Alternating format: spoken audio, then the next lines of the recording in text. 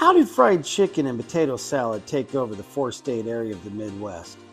Who were the two women that inspired a folktale, a novel of rival sisters, and a Hallmark TV series of the same name?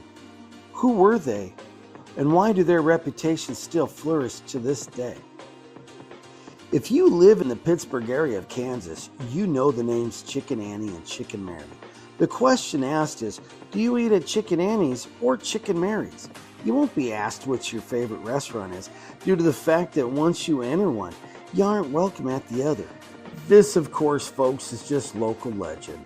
Nobody will break your legs if you eat at both, but regardless, most folks do pick one over the other and for whatever reason keep it that way.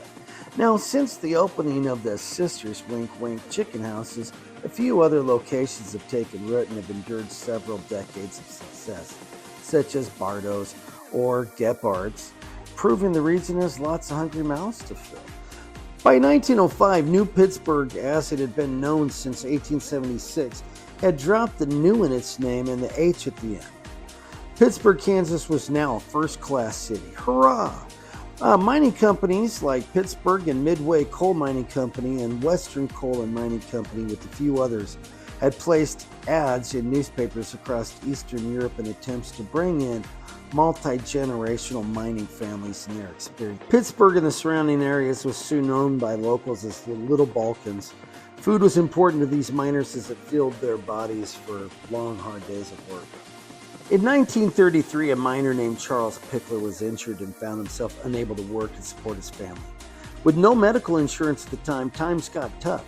Charles' wife, being an immigrant from Hungary, pulled out a recipe bin, dusted off her apron, rolled up her sleeves, and sold her homemade sandwiches to hungry coal miners to make sure ends meet. Soon, her reputation for good food took over and she moved locations, enabling her to serve more customers and add more items to her menu. By 1943, a short distance from Chicken Annie's, Mary Zerngast found herself in a very similar situation when her husband Joe was injured in the mines and was left unable to support the family as well.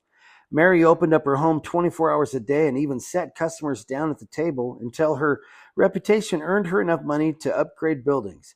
The Zerngast family proudly ran Chicken Mary's until 2022, when the building at 1133 East 600th Avenue was placed up for sale.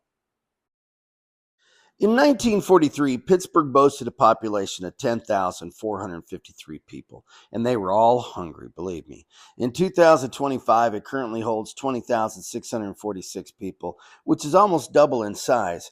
It currently holds 3 Chicken Annies and a few other chicken houses that popped up in the 1940s and are still serving their delicious food to this day.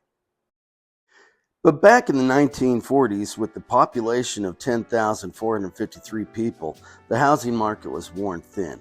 If you wanted a house, you needed to visit the Sears catalog. At this time, Sears would ship your house to you in the form of a kit that you had to assemble. You had a few models to choose from based on your needs, budget, and personal preferences. Once you chose your model and package, Sears would ship your home to you by railroad. The Kansas City Southern Railway would bring your house from Kansas City or New Orleans. Either way, you'd need to hire a person or a crew to assemble your house, as it was sent to you as a giant puzzle with each piece numbered and lettered. According to resources available, the average house in the 1940s was sold between $659 and $6,500, which in today's market, $6,500 would be equal to $141,978, which is pretty spot on with what a decent house in Pittsburg would cost you today. But buyer beware, some of those homes are the same homes from 1943. Yep, I'm not even joking. So watch yourselves, huh? In 1965, Annie's grandson Anthony married Mary's granddaughter Donna. And in 1970, they opened up Pickler's Chicken Annie's, and the 2 chicken sisters were now co-grandma-in-laws. Pickler's Chicken Annie's opens at 4. It's closed on Mondays, and I drove by it just last week. Looks great. Charlie Pickler, the grandfather of Pittsburg Chicken, passed away in 1978. His beloved would join him in 1991. Mary Zerngast, Chicken Mary, would pass away in 1980. Now, folks, whether you feel like you would eat at Chicken Annie's or Chicken Mary's, I'd like it if you stopped and hit that like and subscribe. And just so you know, I sit on the Chicken Mary's side. After 30 years, I've never been to Chicken Annie's. Take care till the next video. I love you. Have a great day.